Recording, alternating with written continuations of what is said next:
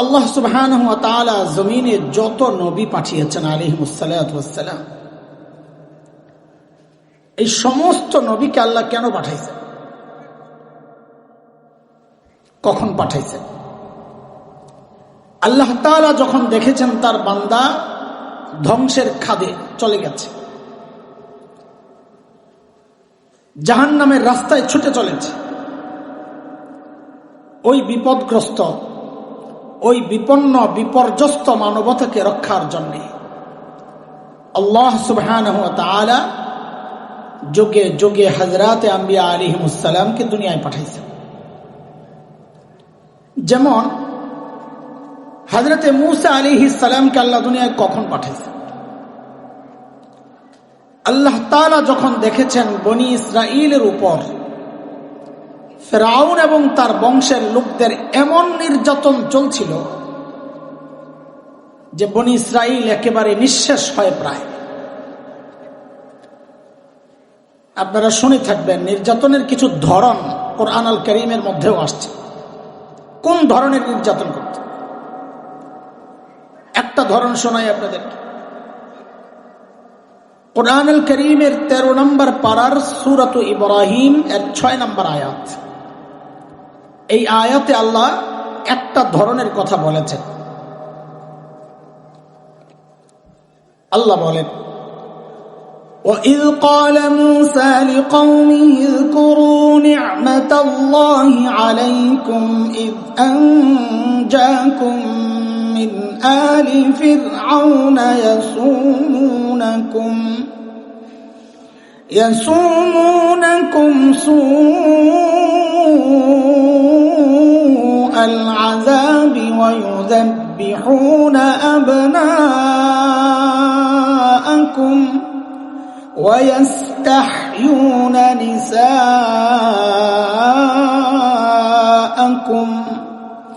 وَفِي ذَلِكُمْ بَلَاءٌ مِّن رَّبِّكُمْ عَظِيمٌ।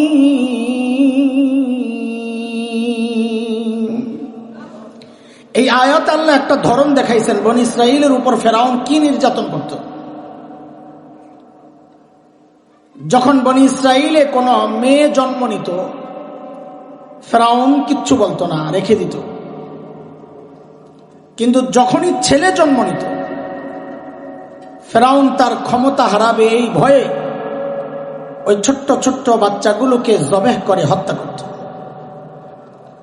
আচ্ছা আমাকে আপনারা বলেন তো, এই ছোট্ট বাচ্চা সদ্যজাত মাত্র জন্ম নেওয়া, যার শরীরের হাড্ডিগুলো এখনো গোশতের মতো নরম, এই ছোট্ট বাচ্চার পক্ষে ফিরআউনের মতো এত শক্তিশালী প্রভাবশালী বাদশাকে ক্ষমতা থেকে নামানো এটা সম্ভব ছিল ভাই?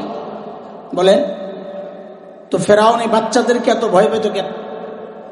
বলে এটা হচ্ছে আল্লাহ তাআলার দুনিয়া পরিচালনার একটা সিস্টেম।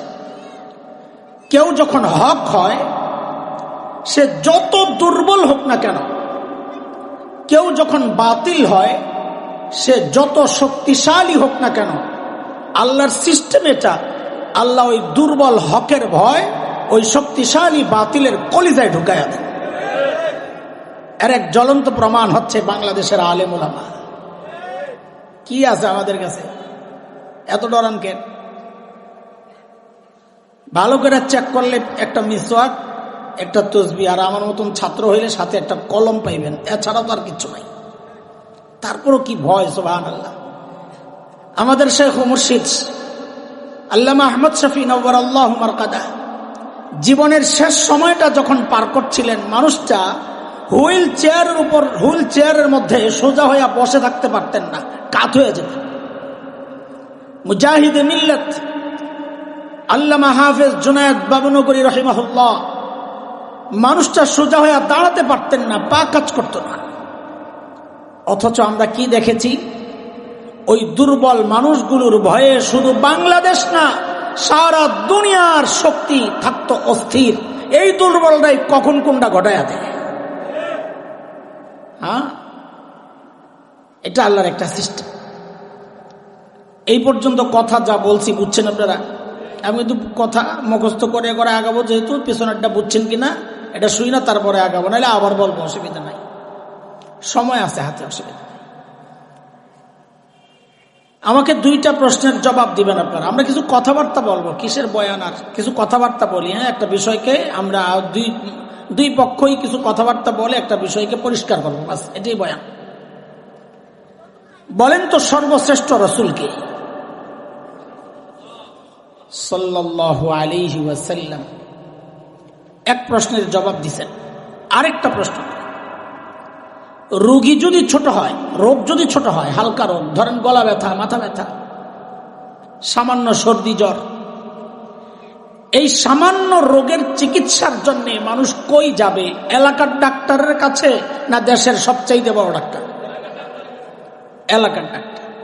কিন্তু রোগী যদি বড় হয়, তাও কি এলাকার ডাক্তারের কাছে যাবে না বড় ডাক্তার তালাশ করবে? হ্যাঁ, শুনেন, বয়ান কিন্তু শুরু হয় নাই, আমি ভূমিকা সাজাইতেছি, গোড়া না বুঝাইলে সামনের কথা বোঝা যাবে না। বলেন, বড় ডাক্তারের কাছে যাবে না ছোট ডাক্তার? কত বড় রোগী যত বড়, মানুষ ডাক্তারও তালাশ করবে তত বড়। এই যে 2টা জবাব আপনারা দিছেন, এই 2 জবাবকে একসাথে করে আমরা আমাদের তৃতীয় প্রসঙ্গটা বের করছি। যেহেতু আল্লাহ তাআলা সমস্ত নবীদেরকে দুনিয়ায় পাঠিয়েছেন দুনিয়ার অসুস্থ মানুষের চিকিৎসার জন্য, এই অসুস্থতা শারীরিক না, আত্মিক। যেহেতু সমস্ত নবীকে আল্লাহ পাঠাইছেন মানুষের চিকিৎসার জন্য, তো বুঝতে হবে এটা আল্লাহ সর্বশ্রেষ্ঠ রাসূলকে ওই যুগেই পাঠাইছেন যেই যুগের মানুষগুলো ছিল মানব ইতিহাসের সবচেয়ে জঘন্য আর খারাপ মানুষ। বলে কেমনে বুঝলেন? বলে ডাক্তার যেহেতু সবচাইতে বড়, বোঝা গেল যাদের চিকিৎসার জন্য পাঠানো হয়েছে ওরা রোগীও ছিল সবচাইতে বড়। কথাটা কি বুঝে আসছে? সেই রোগীদের যুগটাকে ইতিহাসে বলা হয় আইয়ামে জাহিলিয়া, বর্বরতার যুগ। বর্বরতার মাত্রা কতদূর ছিল যে ওদেরকে ঠিক করার জন্য আল্লাহ সর্বশ্রেষ্ঠ রাসূল আনলেন। ইতিহাস পড়ে দেখবেন শরীরের পশম দাঁড়ায় যায়, আরে বাপরে বাপ, মানুষ এত খারাপ কেমন হবে? কি করতো জানেন? একটা পয়সার জন্য মানুষকে খুন করে ফেলত। আরে মূর্তি পূজা এখন হয় কিনা? এই জোয়ানরা তোমরা কথা কইও, বুড়ারা চুপচাপ থাকো, তোমরা কথা কইল। মূর্তি পূজা এখন হয় না? হয় না? তখনও হতো। পার্থক্য কি? এখন মসজিদের মধ্যে মূর্তি রেখে পূজা করা হয়, অথচ তখন বাইতুল্লাহর ভেতরেই ছিল 360 মূর্তি, ঘরের মধ্যে আলাদা মূর্তি, মন্দিরে আলাদা। কোথাও সফরে গেলে, দূরে গেলে বগলের নিচে করে, পকেটে করে মূর্তি একটা, ছোট্ট মূর্তি একটা নিয়ে নিত। কেন? রাস্তায় পূজা করার জন্য যদি আবার খোদা না পাওয়া যায়, পূজা যেন মিস না হয়, বান্দা খোদা পকেটে লইয়া ঘুরে। এই ছিল অবস্থা। জন্ম নিয়ন্ত্রণ এখন হয় কি হয় না বলেন? তখনও হতো। পার্থক্য কি? এখন জন্ম নিয়ন্ত্রণ হয়, পেটের মধ্যে বাচ্চা নষ্ট করা হয় অথবা আসতে দেওয়া হয় না। আর তখন জন্ম নিয়ন্ত্রণ হতো, বাচ্চা হওয়ার পর দেখতো ছেলে না মেয়ে। যদি দেখছে ছেলে রেখে দিত, আর যদি দেখছে মেয়ে হয়েছে, এটা ছিল বাবার জন্য সামাজিক কলঙ্ক। আমি মেয়ের বাবা, ওই কলঙ্ক থেকে বাঁচার জন্য বাবা নিজ হাতে নিজের কলিজার টুকরা মেয়েকে জীবন্ত কবর দিয়ে দিত। কুরআন আল কারীমের একাধিক জায়গায় আসছে বিষয়টা। 14 নম্বর পারা, সূরাতুন নাহল, 58-59 নম্বর আয়াত। আল্লাহ বলেন, وَإِذَا بُشِّرَ أَحَدُهُم بِالْأُنثَىٰ ظَلَّ وَجْهُهُ مُسْوَدًّا وَهُوَ كَظِيمٌ يَتَوَارَىٰ مِنَ الْقَوْمِ مِن سُوءِ مَا بُشِّرَ بِهِ أَيُمْسِكُهُ عَلَىٰ هُونٍ أَمْ يَدُسُّهُ فِي التُّرَابِ أَلَا سَاءَ يعلمون।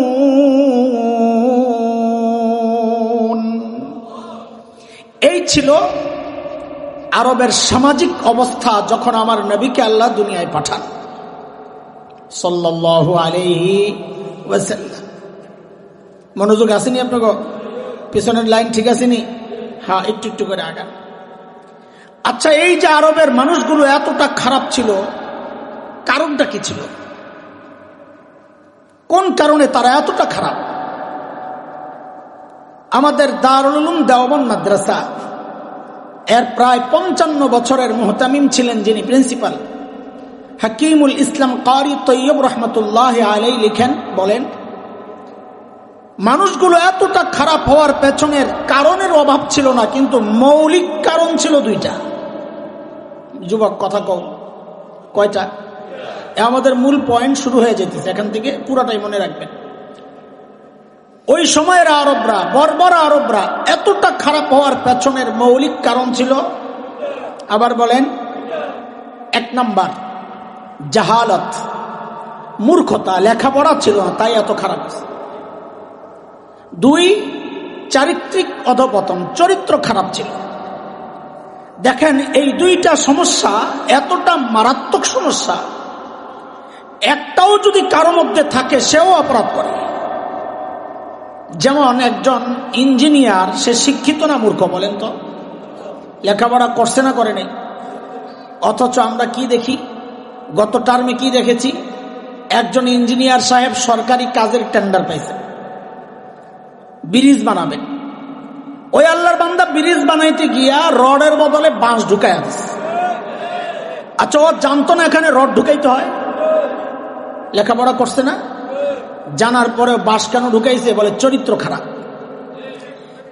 এই মৌলিক 2 সমস্যার একটা থাকলেই যেখানে মানুষ অপরাধ করে, সেখানে ওই সময়ের আরবদের মধ্যে না ছিল লেখাপড়া, না ছিল চরিত্রের কোনো ঠিক ঠিকানা। তাহলে মূল সমস্যা ছিল কয়টা? আবার বলেন, আবার বলেন। এই কথাটারে মাথায় ঢুকায় রাখেন। কিয়ামত পর্যন্ত এই সমাজের যত সমস্যা দেখা দিবে, সমস্ত সমস্যার পেছনের মৌলিক কারণ ওই দুইটাই। হয় দেখবেন লেখাপড়া নাই, অথবা তার চরিত্রের ঠিক নাই। তাহলে সারা দুনিয়ার সমস্যার মৌলিক সমস্যা কয়টা? কয়টা? মাথায় রাখেন।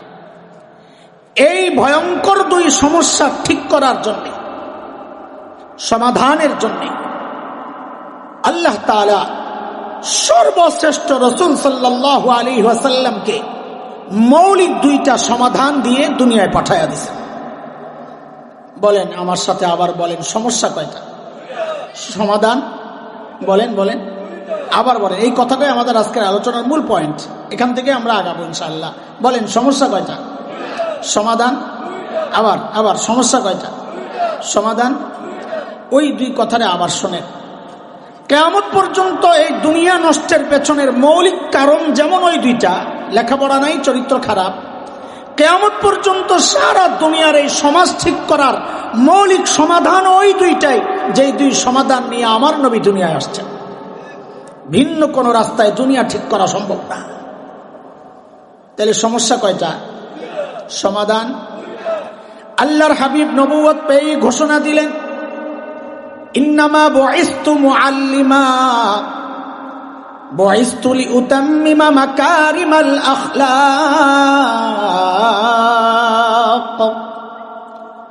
নবী ঘোষণা দিলেন, আল্লাহ আমাকে শিক্ষক বানায়া দুনিয়ায় পাঠাইছেন। কি বানায়া? আমার নবীকে আল্লাহ কি বানায়া পাঠাইছেন? কেন? কেন? ওই যে এক সমস্যা মূর্খতা, ওই মূর্খতা দূর করার জন্য।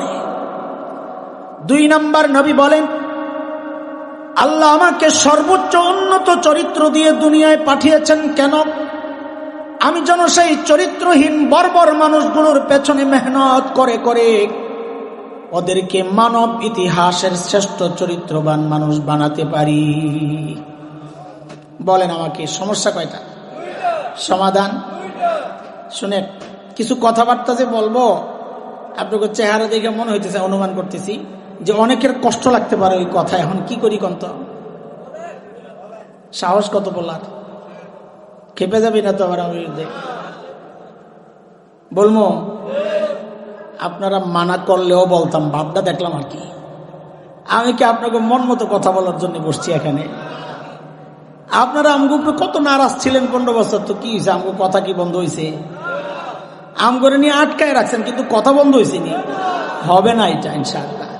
আপনারা খুশি হইলেও বলবো, রাগ করলেও বলবো। আপনাদেরকে খুশি করার জন্যও বসি নাই, রাগানোর জন্যও বসি নাই। আমি তো আমার রবকে খুশি করার জন্য বসছি। আল্লাহ তাআলা আমার নবীকে কি বানায়া দুনিয়ায় পাঠাইছিলেন, এই কথার প্রসঙ্গে ছোট্ট একটা কথা বলি।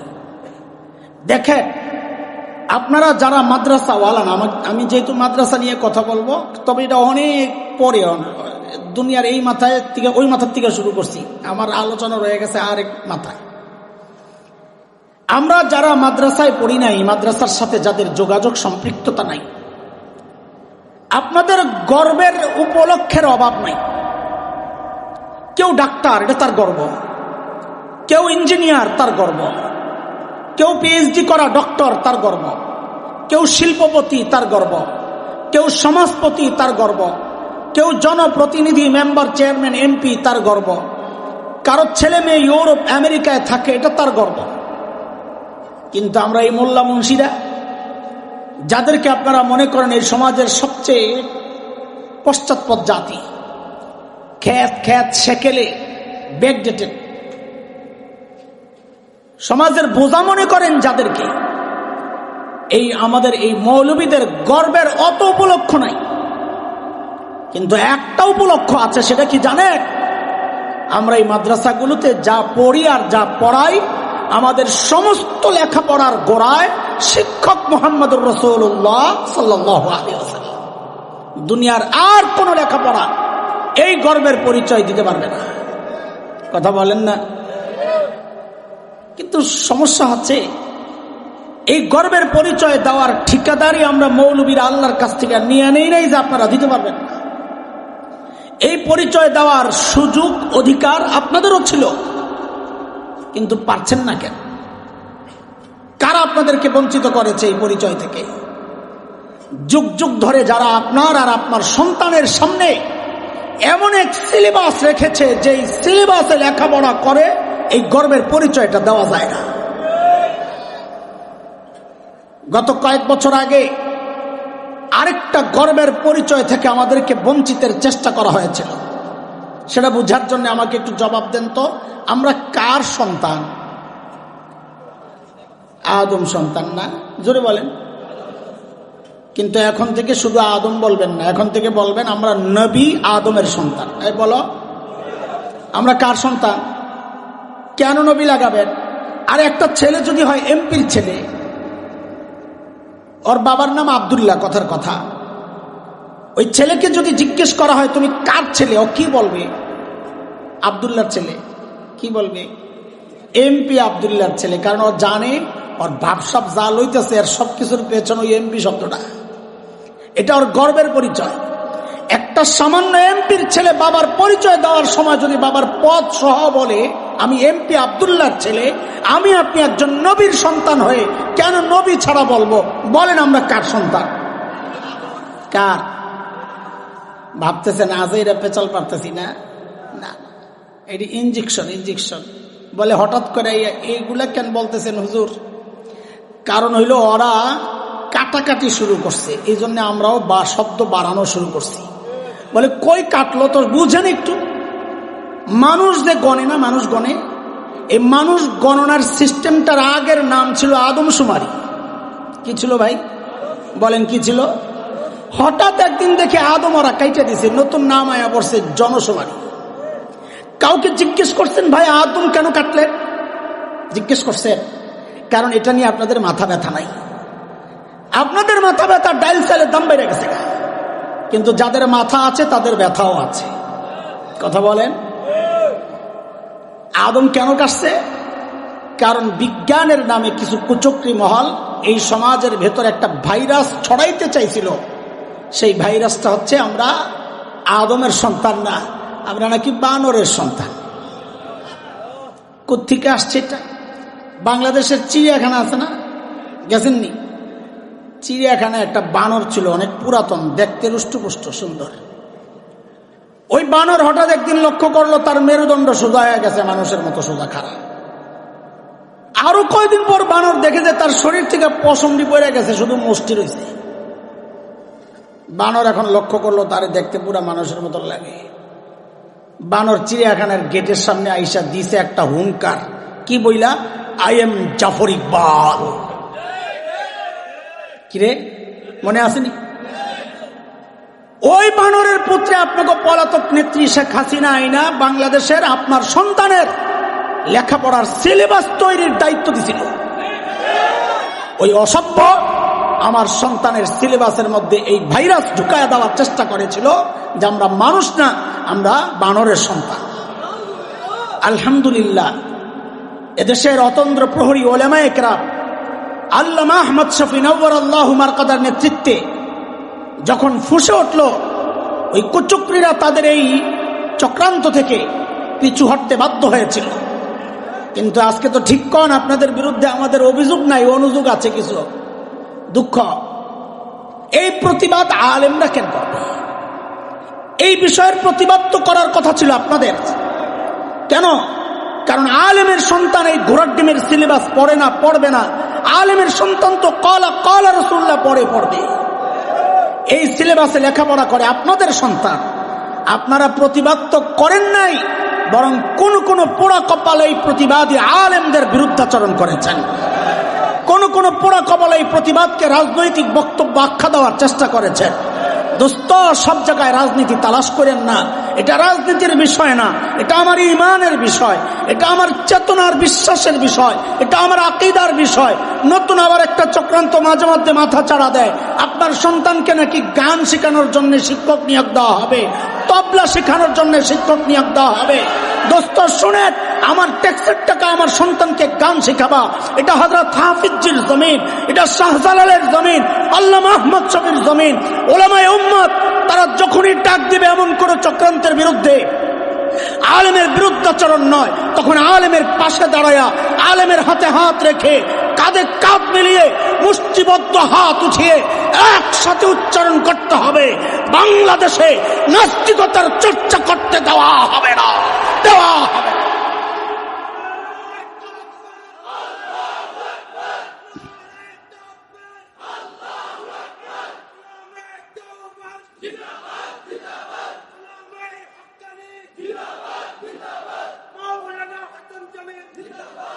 মুহতারাম হাজরিন, থাকবেন তো নাকি? আপনাকে কেমনি বিশ্বাস করুম? আপনারা মাহফিলায় ঠিক কোন ভোট দেন আরেক জায়গায়। কিরে ভাই, কথা ঠিক নেই? আচ্ছা বাদ দেন, ভোট তো গেছে, সামনে খেল খেল। সমস্যা কয়টা? আচ্ছা কথা কন সমস্যা কয়টা? আরে মনে আসেনি পড়া? ভুলে যান নাই তো? বলেন সমস্যা কয়টা? সমাধান আল্লাহর হাবিব ওই দুই সমাধান সহ যখন ওই বর্বর আরবদের পেছনে মেহনত করা শুরু করলেন, আহারে ওই বর্বর আরবদের পরিচয় এখন আর বর্বর নাই, পরিচয় পাল্টায় গেছে। বলে নতুন পরিচয় বলেন। বলে আমি কি বলবো? আল্লাহকে জিজ্ঞেস করো না, মালিককে জিজ্ঞেস করলাম। মালিক ওই বর্বর আরবদের নতুন পরিচয় বলেন। আল্লাহ জানায় দিলেন, সীমাহুম ফি উজুহিম মিন আসারিস সুজুদ। আল্লাহ বলেন ওদের চেহারার মধ্যে সেজদার চিহ্ন, পরীক্ষায় ওরা পাস। কার কথা? 26 নম্বর পারার সূরাতুল হুজুরাত 3 নম্বর আয়াত। আল্লাহ বলেন, ইন্নাল্লাযীনা ইয়াগুদ্দুনা আসওয়াতাহুম ইনদা রাসূলিল্লাহ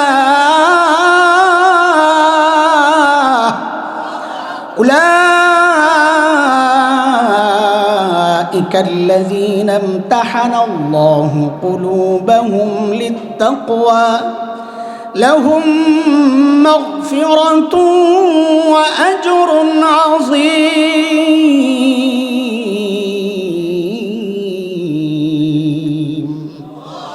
আল্লাহ বলেন ওদের ভেতরে পরীক্ষা নিয়ে দেখছি আমি, ওই পরীক্ষা ওরা পাস। আরে আমার আপনার তাকওয়া আমাদের পাশের মানুষ স্বীকার করে না। বউ স্বীকার করে না আমি মুত্তাকি, পিসাব করে জিগান বউ মরি দিয়েছিনি। আচ্ছা অন্য পেশাব করে দোষী বানায় লাভ নাই, আমারটা শোনেন, আমারটা আমার কাছে হয় নাই ভাই, ও চিনা আছে আপনার করে। আমার আপনার তাকওয়ার সাক্ষী আমাদের পাশের মানুষরা দেয় না, আর আল্লাহর নবীর সাহাবীর তাকওয়ার সাক্ষী আরে পাশের মানুষরা তো বটেই, আল্লাহ নিজেও নবীর সাহাবীর তাকওয়ার সাক্ষী দিতেছেন যে তারা মুত্তাকি। ও পোড়া কপাল, কার বিরুদ্ধে জবান খোলো, ও পোড়া কপাল, কার বিরুদ্ধে কলম ধরো। উলামায়ে দেওবন্দের আকীদা এটা, আমাদের চেতনার বিষয় এটা। যারাই সাহাবীদের বিরুদ্ধে কলম ধরবে, জবান খুলবে, দুনিয়ার মানুষের সামনে সে বহুত বড় আল্লামা হইতে পারে, বহুত বড় পণ্ডিত হইতে পারে, উলামায়ে হাক্কানির কাছে সে একটা নষ্ট, ভ্রষ্ট, গুমরার পথভ্রষ্ট। সাহাবীদের বিষয়ে কখনো কলম ধরবো না ইনশাআল্লাহ, বলেন ইনশাআল্লাহ। সাহাবীদের বিরুদ্ধে কখনো জবান খুলবো না ইনশাআল্লাহ, ঠিক আছে ইনশাআল্লাহ। নবীজিকে জিজ্ঞেস করলাম, ইয়া রাসূলুল্লাহ, যাদের পেছনে ওই মেহনত করলেন ওই বর্বরদের নতুন পরিচয় বলেন। আল্লাহর হাবিব যেন বলে উঠলেন, এরে আমার সাহাবীদেরকে তোরা বর্বর বলিস না, ওরা আর এখন বর্বর নাই। বলে তো নতুন পরিচয় বলেন না তো। নবীজি বলেন, খায়রুল কুরুনি কারনি, ওরা আর বর্বর নাই, ওরা এখন মানব ইতিহাসের সর্বশ্রেষ্ঠ মানুষ হয়ে গেছে। নবীদের পর হযরত আদম থেকে কিয়ামত পর্যন্ত বলেন সর্বশ্রেষ্ঠ মানুষ কারা? না এই যুগের মানুষ? তো এই যুগের পান্ডারা পণ্ডিতি দেখায়, পণ্ডিত না এরা পান্ডা, যারা সাহাবীদের বিরুদ্ধে কলম ধরে, সাহাবীদের দোষ তালাশ করে বেড়ায়, নিজেদের দোষ ঢাকার জন্য সাহাবীদের কোটাই না নিয়ে। এমন অসভ্য মানুষ আছে না এই সমাজে? ওলামারা কথা বলেন না, আছে না নাই? যারা সাহাবীর দুশ্মন তারা আমার দুশ্মন। বলেন বলেন, এটা বলেন, ঠিক করে বলেন, আগে বলেন। যারা সাহাবীর দুশ্মন তারা আমাদের দুশ্মন, আর যারা সাহাবীর দুশ্মন তারা নবীর দুশ্মন। কথা বলেন। আল্লাহ এই রকম ভয়ঙ্কর পাপ থেকে আমাদেরকে হেফাজত করে। শুনেন, গাড়ি একটা আইসে দেখছি, মনে হয় আশাবি ভাই আয় পড়ছে। থাকান দোকানে গাড়ি আমার নাই তো, গাড়ি তো গেছে গে। আর থাকলেও গাড়ির চেয়ে আমার চেহারাটা কি গাড়ির চেয়েও খারাপ। তা আমারটা দেহা বাদ দিয়ে গাড়ির দিকে দেখতেছে, কি যে মানুষ, না গাড়ি আর দেখেন নাই কোনো সময়। আচ্ছা শোনেন, আমরা গুছাইয়া ফেলি, যেহেতু মুখস্থ করার ওয়াদা আছে, মনে আছে নি? পোলা ভাই সামনে বয়ে জি জি করো, আমি পড়া জিজ্ঞেস করলে না পারলে কিন্তু মুরগি বানাইয়া দেব। তো এই জন্যে আমরা পড়াগুলারে গুছাইয়া দিই যেন আপনাকে মুখস্থ থাকে। আচ্ছা বয়ানের পরে খিচুড়ি আসেনি? আসেনি? আলহামদুলিল্লাহ কর। খিচুড়ির মাহফিলে যায় বয়ান করতে ভালো লাগে না, কারণ খিচুড়ির মাহফিল আর মাহফিল থাকে না, এটার মধ্যে একটা ওরস ওরস ভাব আসে। কিরে ভাই? আর খিচুড়ির মাহফিল আর এমনি নর্মাল মাহফিলের দুইটা মৌলিক পার্থক্য আছে। খিচুড়ির মাহফিলে টুপি ছাড়া শ্রোতা থাকে বেশি। খিচুড়ির মাহফিলে রাত যত গভীর হয় মানুষ খালি বাড়তে থাকে, খিচুড়ি দেওয়ার টাইম হইতেছে। আমাদের বয়ান করতে মন চায় না, কারণ তখন চিন্তায় থাকি যেগুলা বসা এগুলা খিচুড়ির কাস্টমার না ওয়াজের কাস্টমার, আল্লাহ জানে। কিন্তু যখন শুনি খিচুড়ি মিচুড়ি নাই, তখন বুঝি যারাই বসছে দুটো কথা শোনার জন্যই বসছে নাকি। আলহামদুলিল্লাহ পড়েন না। খিচুড়ি তো দিবে না, যেহেতু আমরা আজকে আপনাদেরকে ওয়াজের 2টা প্যাকেট দিয়ে দেবো, 2টা প্যাকেট করে দেবো পুরা বয়ান ইনশাআল্লাহ, আগা গোড়া একেবারে শুরু থেকে শেষ পর্যন্ত 2 প্যাকেট, যেন ওই প্যাকেট খুললে আপনারা সবাই বরবর করে যা বলছি সব বলতে পারেন। ঠিক আছে ইনশাআল্লাহ? রেডি তো ইনশাআল্লাহ? হ্যাঁ আচ্ছা ঠিক আছে। শুরু থেকে এই পর্যন্ত যা বলেছি, সামনে যা বলবো ইনশাআল্লাহ সব মিলায়া টোটাল কথা হচ্ছে 6 কথা। কয় কথা? এ বলো, কয় কথা? আবার বলেন। 3 কথা সাহাবীদেরকে নিয়ে, আর 3 কথা আমার মতো জাহেলকে নিয়ে। বলেন মোট কয় কথা হইল? সাহাবীদেরকে নিয়ে বলেন না, সাহাবীদেরকে নিয়ে। এই সাহাবীদের 3 কথা আগে মুখস্থ করেন, একটা প্যাকেটে ঢুকান। আমি যা বলি হুবহু ওই কথাগুলো আমার সাথে বলেন আপনারা, তাহলে মুখস্থ হবে। বলেন, ওরা ছিল কি? সবাই বলেন, সবাই বলেন। ওরা মানে সাহাবীরা। বলেন, ওরা ছিল কি? অবাক হওয়ার মতো একটা ভাব আইনা বলেন হইল কি? আবার আবার আবার ওরা ছিল কি? হইল কি? মাঝখানে ঢুকলো কি?